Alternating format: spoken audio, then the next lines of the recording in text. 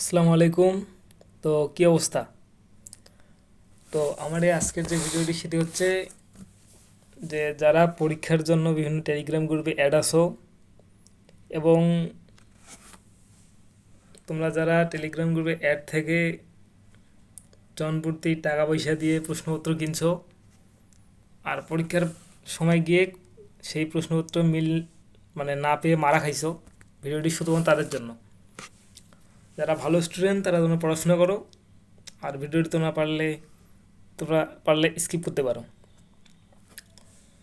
তো আমি আমার আগের ভিডিওতেই বলতেছি, মানে আমি আমার আগের ভিডিওতে বলছিলাম যে কোনো পরীক্ষার প্রশ্ন এত সহজে কখনো ফাঁস হয় না। তো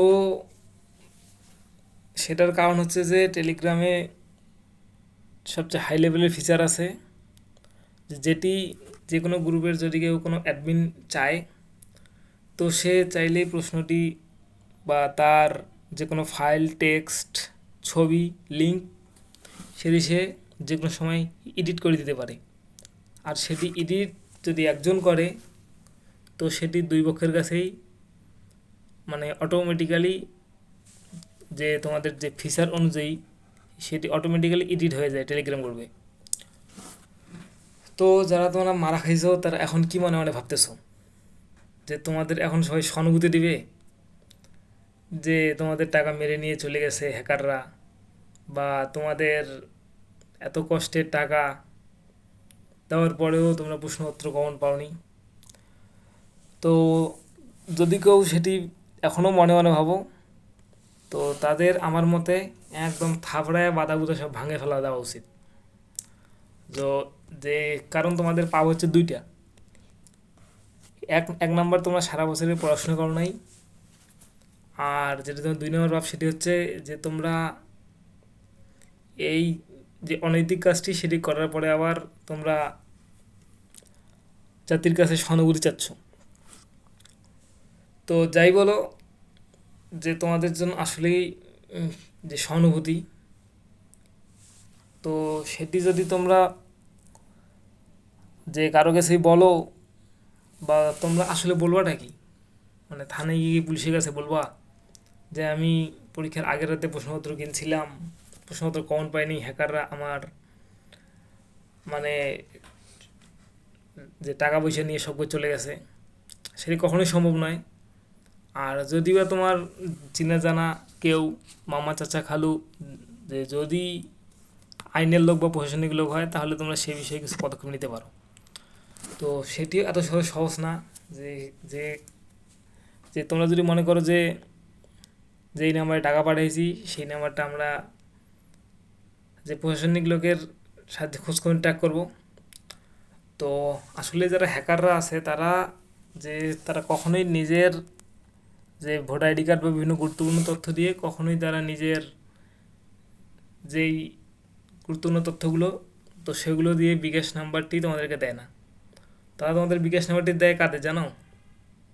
এই প্রত্যন্ত এলাকার সখিনা, জমিলা, বা যেসব নারী জীবন লেখাপড়া যায় না তাদের ভোটার আইডি কার্ড দিয়ে রেজিস্ট্রেশন করা। আর সেই সকল তাদের ভোটার আইডি কার্ড দিয়ে রেজিস্ট্রেশন করা আইডি কার্ড $6-7 বা $10 বা $10-15 মাধ্যমে ডার্ক সাইটে মেলা পাওয়া যায়।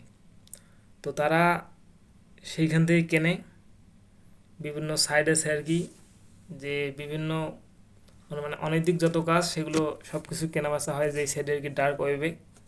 তো সেই সাইট থেকে কিনে, তো কেনার পরে তারা সেই আইডি দিয়ে লেনদেন করে। আর তারপরের জিনিসটা হচ্ছে যে তোমরা যাদের টাকা দাও সেই টাকাটা তারা, যে তুমি মনে করছো যে বাংলাদেশে বসে নেয়, সেই ধরনের একদমই ভুল। যে যারা যারা হ্যাকার আছে তারা বিভিন্ন দেশে থাকে, বাংলাদেশের বাইরে। তো তোমাদের কাছ থেকে টাকাগুলো নেয়, নিয়ে তারা সরাসরি কনভার্ট করে নেয় টাকাগুলো। বিভিন্ন মাধ্যমে টাকাগুলো কনভার্ট করা যায়। তো তোমাদের টাকা থেকে তারা সেগুলো ডলারে বা ক্রিপ্টোকারেন্সিতে সেটাগুলো কনভার্ট করে। তো তাদের ধরার বুদ্ধি আসলেই নেই।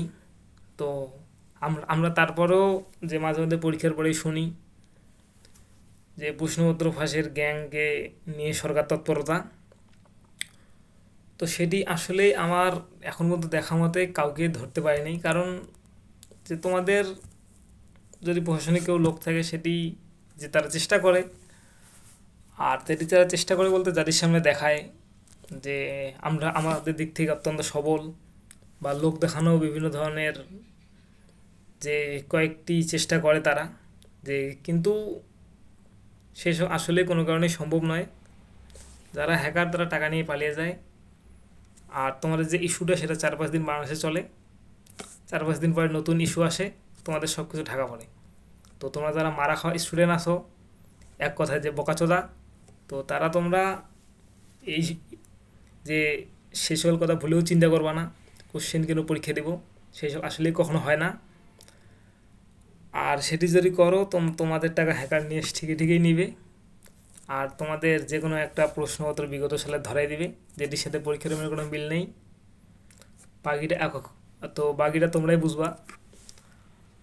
আর এই সকল কখনোই যে সম্ভব নয় যে প্রশ্নপত্র নিয়ে পাশ করে ভালো কিছু করা। তোমাদের এখনও সময় আছে, ভালো করে পড়ো। আর যারা সারা বছরই পড়ো নেই, 4-5 দিন 10 দিনের মধ্যে পরীক্ষা, তো তারা তোমরা বিগত সালের প্রশ্ন বা বিভিন্ন ধরনের তোমাদের যেগুলো যে ওয়ান শট ক্লাস হয় সেগুলো দেখো। সেগুলো থেকে অন্ততপক্ষে জিপি 5 না আসলেও যে যে তোমরা মোটামুটি যেন পাস করতে পারো। আর সামনে থেকে ভালো করে পড়ার জন্য প্রিপারেশন নাও। আর সকল ধরনের ভুলভাল চিন্তাভাবনা বাদ দাও, সৎ থাকো, সবসময় নিজের কাছে সৎ থাকবা, নিজের ফ্যামিলিকে সৎ থাকবা। তো তোমাদের জন্য শুভকামনা। আল্লাহ হাফেজ।